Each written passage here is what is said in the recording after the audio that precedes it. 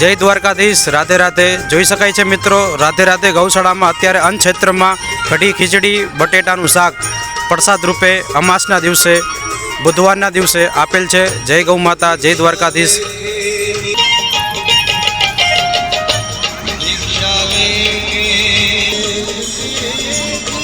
જય ગૌ માતા।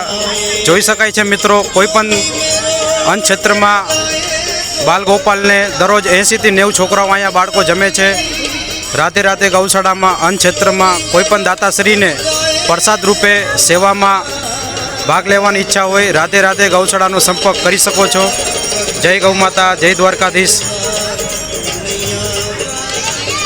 આ સંસ્થા મોરબી રોડ, જામનગર બાયપાસ, બેડી ચોકડી પાસે આવેલી છે, રાજકોટ।